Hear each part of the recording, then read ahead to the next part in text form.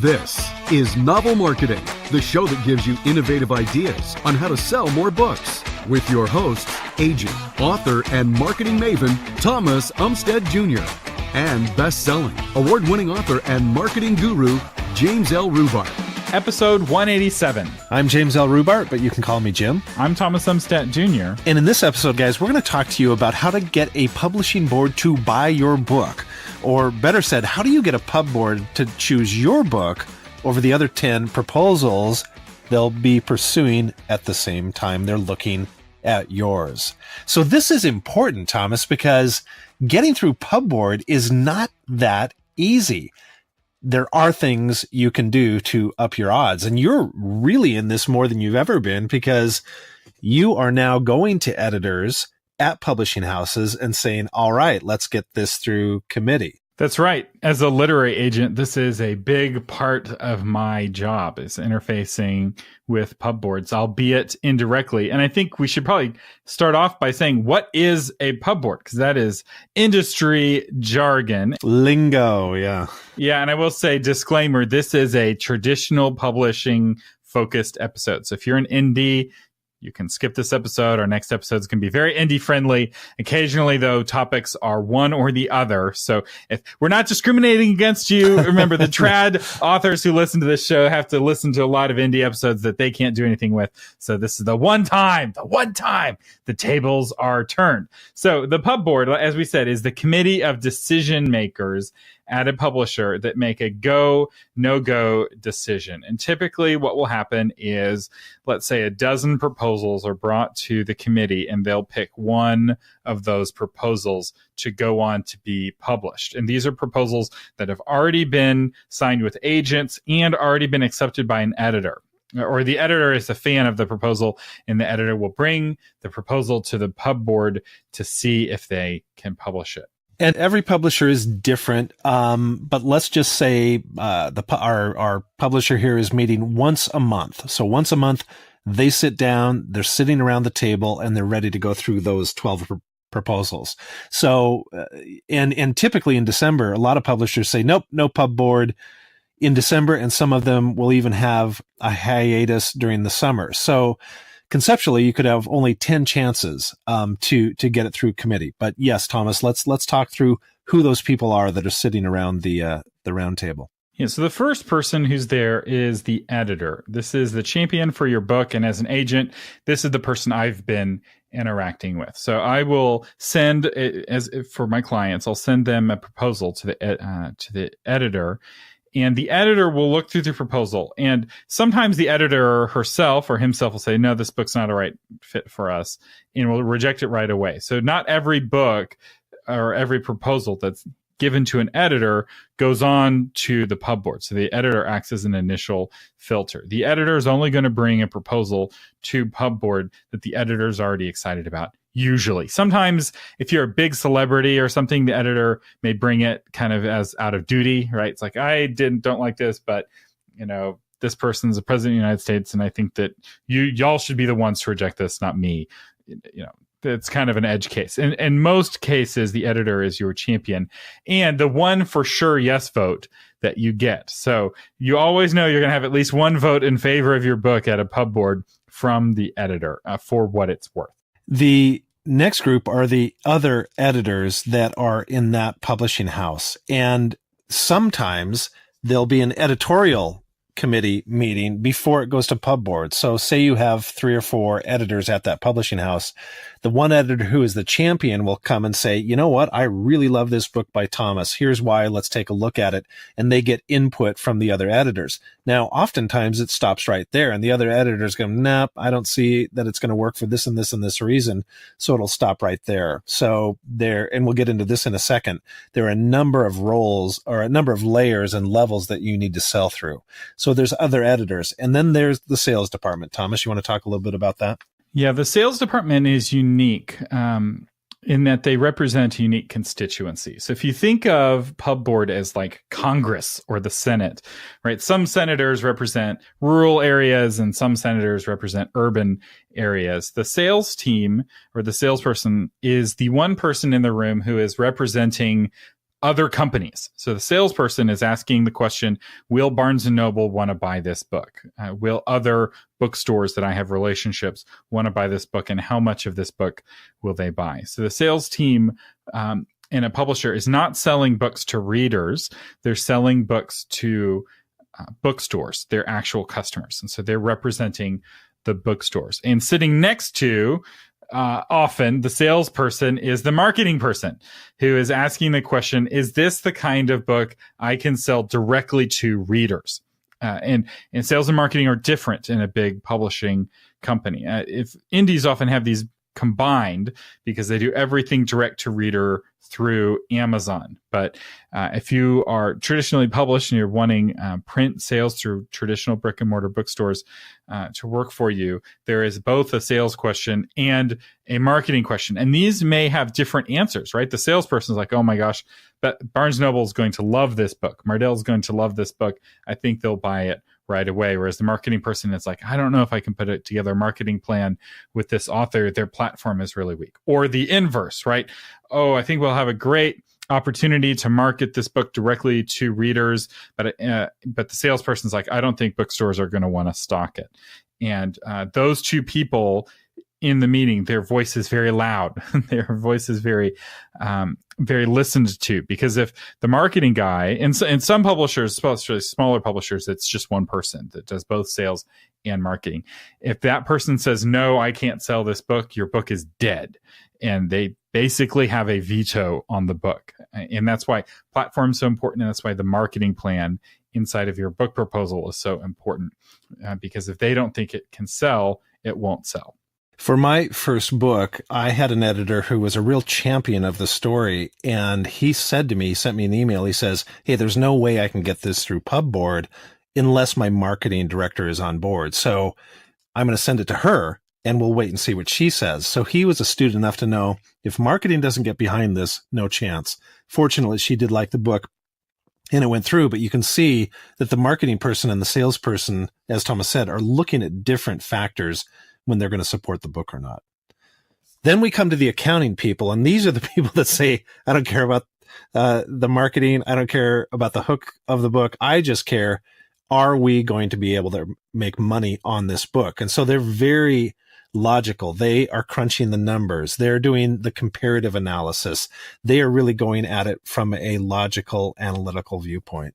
And one of the aspects that will impact accounting is the cost of producing your book. So one of my clients is putting together a book proposal right now that has lots of graphical elements in the book. It's a very beautiful book with lots of sections and call outs and graphical elements, which is going to make the book fun and more fun to read for readers. So it's the sort of thing the marketing person is like, ooh, if somebody flips through this in a bookstore, they're going to want this book. But the accounting person is going to say, you realize that this book is going to cost 2 or 3 times more money for the typesetting. We're going to have to bring in our best typesetter here. We can't go with somebody cheap, and it's going to take them longer to do. So there's going to be a greater typesetting cost to this book. Or if you're wanting to do something clever with the cover, the accounting person is going to be putting that into the calculations. And essentially what's going to happen on the fly is the sales and marketing team are going to say, we think we can sell this many copies. And the accounting person is going to say, we're going to make this much money on those copies based off of what the price point's going to be and what the cost of producing the paper book is going to be. The accountant's not as useful for the ebook because the ebook costs are pretty standardized. But for paper costs, there's actually quite a bit of variability. Another aspect that the accounting person cares about quite a bit is the number of pages. The more pages a book has, the more expensive the book is to produce. And this is something that's very easily overlooked, but I have been at publishing companies where the number of pages of a book was the difference between profitability and not profitability of that book. And how we fixed the book and made it a profitable book for us long term is by reducing the number of pages. We fiddled with the margins, we fiddled with the fonts, we cut the number of pages and moved a book from being a profitable book, a non-profitable book, to a profitable book. And that's all the accounting side of things. Yeah, and you're going to have some conflict between marketing and accounting because the marketing person is going to go, no, we've got to do this. This is the thing that's going to be the hook that we can get out there. And the accounting person is going to be great. So you're saying we can make up our losses in volume, right? And so you do have some headbutting going back and forth on that. And it's really easy to discount these people because notice what this conversation is not about. It's not about, oh, but the characters are so compelling, or, oh, the plot is so interesting. Right. That's not what they're in the room to answer. And that's not ultimately their job. The accountant is there to see if this is going to be a profitable book with that vellum textured cover that the editor says it has to have because it's an epic fantasy and we want it to feel like an aged book. And the accountant's like, yeah, but you realize that aging all of those pages is going to, giving it that tattered feel adds 50 cents per copy to the cost or whatever. I'm making up the numbers here. But that's the kind of questions the accountant is making. All right. The next person is, in some publishers, it's the operations person, like the chief operations officer. In other publishing companies, this person has the title publisher. Sometimes it's the CEO. This is the big kahuna. So this person cares about all of it. Right. So the CEO, the suit in the room, so to speak, which I guess that's what we can call this. We'll just call this the suit. The person wearing the suit. This is the person who writes everyone's checks. This is the person who everybody else in the room reports to. This is the person who has the hiring and firing power over everyone else. And ultimately, the suit cares about the reputation of the publishers. They care about the quality of the writing. They care about the sales and relationship with bookstores, right? The last thing a publisher wants is to send lots of books to bookstores that then don't sell and harm the reputation of that publisher with those bookstores, or it makes it less likely for those bookstores to buy future books from that publisher. They care about marketing and they care about the money. And this is another person who has single-handed veto power, right? If the suit doesn't like it, it will not move forward. And that's just a pure power play, right? This is the person who has the power to make it happen and the power not to make it happen. And in some companies, everyone else on the board is basically like their counselors in a throne room in the, the CEO or the publisher, the owner, the suit person is there, and she has the final say so and the only say so. Ultimately, everyone is just giving her feedback and she makes the call. And some people she'll listen to more than others, but this is a very important person. And it's perhaps good to know who this person is in the room when your book goes to pub board, or at least know the sorts of things that they care about. So, Jim, tell us a little bit about the roles. I guess we've covered this already some. Yeah, we have covered a little bit already, but I want to go back just for a second to what you said. A lot of people do not know who that publisher is when they're doing their proposal or when they're working with their agent on that proposal. The agent might know, but you as an author should know as well. You should do your research. And again, today with the internet the way it is, you can find a lot out about the personality of your publisher, what they like, what they don't like, what they've championed in the past. And with that information, you can tailor your proposal to fit that person probably to a greater degree than you've thought about. So do take your time to find out who that publisher is. In my other podcast, the Christian Publishing Show, which I found out we don't mention enough on this podcast because there are topics that we go in on that show that we don't go in on this show. And one of them is a lot of publishing process type questions. And in one of those episodes, episode 15 of the Christian Publishing Show, I interview the director of operations for a publishing company. So we go behind the curtain and I talk to the suit about his job. And so if you're curious about what this is like, you can hear it from the horse's mouth, so to speak. So that's episode 15 of the Christian Publishing Show. Okay, so let's dive into, and like Thomas said, we've talked a little bit about what each person's role is, but let's just go into a little bit more detail on it. So your editor, your champion, his role or her role is really to get people excited about the proposal, get them excited about the book. And the first layer usually at a bigger house is the other editors in the house. And so she will sit down and start the process of selling the book. And a good editor realizes that within the publishing house, I have to sell this book to all the members of the pub board. And that starts with the editor. But this person is your champion. This is the person that believes in it. This is the person that essentially is putting their neck on the line to say, this is a book that we should publish. So everything that you can do to make their job easier to sell that book behooves, definitely behooves your attention. Anything on that, Thomas, that you want to add to that? Well, I'll just say, when you're putting together a book proposal, each section of your book proposal is targeted at a different one of these people. So the book detail section is targeted at the accounting person so that they can make their calculations, right? That's where you put how many pages it is and what the layout and the format's going to be. You have your marketing plan, which is in your platform sections, which are for the sales and marketing guys. You've got your sample chapters and your, annotated outline, or if it's fiction, the whole book, which is for the editorial team. Like each one of those sections of a proposal during Pubboard, somebody has flipped to a different section, and each section is designed to win over a different one of these people. So they say, oh yes, absolutely, this is exactly the kind of book I want to do. I'll have no trouble selling this, or this will totally be a win financially, or what have you. And the more you understand that, and the better you adapt your proposal, the stronger it'll be. And this is one of the benefits of having a literary agent. If you go traditional, is that I spent a big part of my job is coaching people on their book proposals and helping them make their book proposals better, right? It's like, you should word this a little bit differently, or if you describe your platform in this way, the marketing person's not going to take you seriously.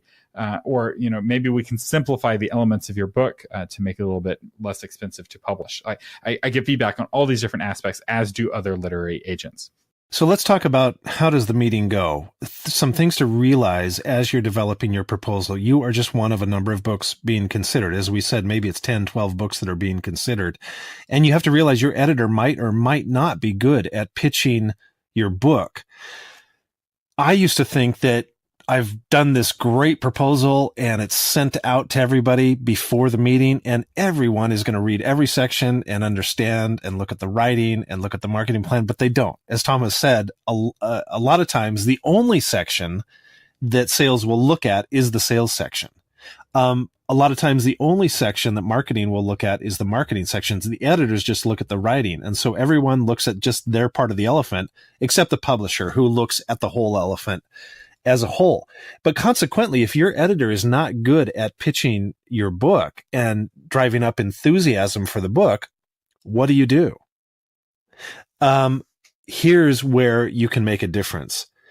You need to make that hook so compelling and so, oh, I get it, that all they have to do is open it up and read that first part of the proposal. The salesperson flips to the inside of the proposal, maybe at the meeting, maybe they haven't read it beforehand, and they read that hook. They read that initial hook. They go, oh, this sounds interesting. And that's why having your quote elevator pitch, even within your proposal, is so critical. It's also about asking the question, what will impress all of these people? And one thing, and I have author friends who've done this, that impresses the whole room, is to create a special video specifically for the Pubboard that you prepare and you give to the editor. It's the editor's choice whether or not to show the video, but sometimes this can be the difference maker.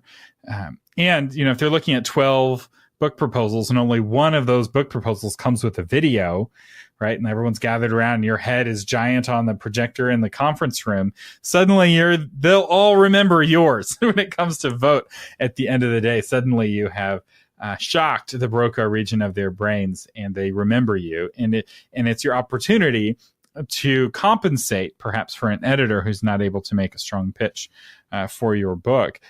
They can see your conviction and your passion and your eloquence and your media savvy. The fact that you were able to put together a video says a lot about your technical proficiency and your ability to market the book, that are all good things. I have a background. My degree is in broadcast journalism, and I've been in sales and a speaker my entire life. So it's something I'm very comfortable doing. And so when I got my 5-contract deal with HarperCollins, I did exactly what Thomas is talking about, because honestly, I think the best person to pitch my book would be me, but I can't get into that meeting and my agent can't get into that meeting, but I can through video. And so I did exactly what Thomas is talking about. I produced a very short video. And by that, I mean, it was maybe 1.5 minutes, maybe 2 minutes. But in that 2 minutes, they can see my passion. They can see what type of person I am. It's the closest I can get to actually meeting them. And most of the time, because most people won't do it. Most of the time they will show that video. And in my case, they did. And that was a definite factor in me getting the contract. All right. So, Jim, are there any TV shows that people could watch that will make them better at this process? Please, please, please, please, please binge Shark Tank. You will learn so much. You will realize if you picture those sharks as the pub board, and you picture yourself as the entrepreneur, which you are, but your product is books. Oh my goodness. I think you will get unbelievable insights into how you need to pitch your book through writing a compelling proposal. Oftentimes they'll come and say, well, what are the numbers here? What are the numbers here? What are you doing here? Marketing wise, what are you doing here? And if someone goes, well, it's all viral marketing. We got a bunch of PR for our product and it's sold. Well, what happens when the viral marketing dies? What's your plan after that? Well, I don't really know. And so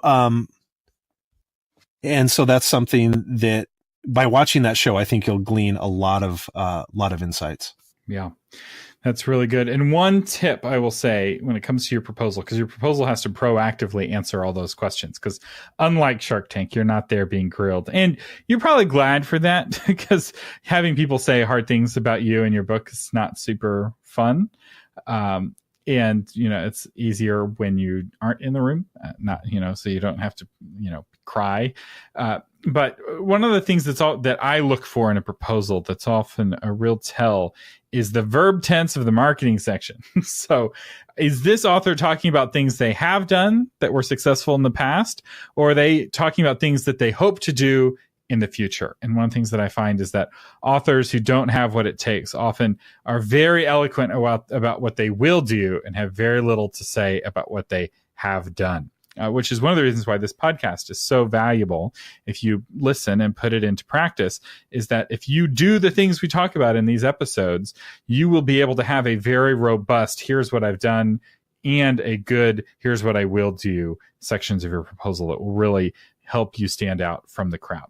If any of you have things that you've done, if you're traditionally published, we would love that are unusual or made an impact. We would love to hear about those. You can write to us, or you can go on the Novel Marketing Podcast Facebook group and post that after we post this episode. Again, just a quick line or two about what you did that made you stand out and potentially got you a deal.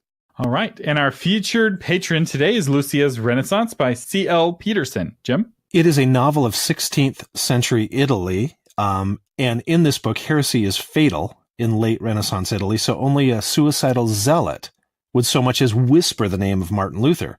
But after Luther's ideas ignite a young girl's faith, she must choose, abandon her beliefs or risk her life in the turbulent world of late 16th century Italy. And C.L.R. Peterson, thank you so much for being a supporter of the Novel Marketing Podcast. And if you're not a patron and would like to find out about being a patron, go to novelmarketing.com and hit that patron button, and you will figure out everything you need to know about supporting the show. This episode of the Novel Marketing Podcast is brought to you by the 5-year plan to become a best-selling author. If you want to learn the process of becoming excellent at writing the kind of books that people want to read and want to tell their friends about and want to pay money for, and also how to market, how to get published, how to get an agent, and so much more. This course is a step-by-step plan that Jim and I put together. It's a perfect companion to the Novel Marketing Podcast. There are hundreds of authors going through this course right now. As a member of the course, you'll have access to an exclusive 5-year plan Facebook group, so you can talk to the other hardcore authors. We really do recommend it. We are getting great feedback from the authors who are going through it. And often the only thing between you and success is knowing what to do, and just as importantly, what not to waste time on yet. And so we give you that map, we give you that roadmap. And yes, it's a 5-year course. You get all 5 years. If you're a patron, you save 50%. This is not a get published quick scheme. This is how to do it right the first time. And you can find out more at novelmarketing.com/courses. Okay, Thomas, you're on Shark Tank, and you want a deal. Which shark would you want? What would your number one choice be for working with a shark? Which shark? Damien, probably. He's the Damien or Barbara. Those are the two who have the most hustle and the most unique insight. I also like Mark Cuban when he's on because he's got the most technical savvy. I feel like he gets it from a computer perspective, and he's also the most pro investor of the sharks. The two Canadians never invest. So the two Canadians on the right, Mr. Wonderful and Herjavec, almost never buy in. Although I've heard good things from entrepreneurs who've had Mr. Wonderful as a partner. He takes such a big piece of the pie when he does invest that he is actually invested in your success. So that's me. How about you? I'd go with Cuban number one, because he has shown good business insight, savvy. He doesn't always look at the valuation as the sole determining factor like Mr. Wonderful does. And at times he shows compassion for people. So I think he's got a heart as well. The one guy I wouldn't do any deals with, and this is probably why he doesn't do a lot of deals, is Robert. Nobody wants to do a deal with him. They always look at him and like, anybody else? And so I just don't, he doesn't impress me as an entrepreneur, where the rest of them, I think, have some real business savvy. And part of it, and when I said Canadians, it's nothing against their nationality. It's partly because they're also in the Canadian version of that show called Dragon's Den. And so they get presented with twice as many deals as the Americans on the show, which is why they're half as likely to say yes to a deal, because they're already saying yes to all these deals up in Canada. So they only have so much money to go around. So that's part of that's my theory anyway, as to why they don't invest as much as somebody like Cuban or Corcoran. All right, there you have it. So there you go. Analysis on Shark Tank right here on Novel Marketing. You're not going to get this anywhere else, ladies and gentlemen. Indeed. So you have been listening to James L. Rubart and Thomas Umstattd Jr. on the Novel Marketing Podcast, giving you innovative ideas on how to promote yourself and your writing offline, online, and everywhere in between. Thank you so much for listening.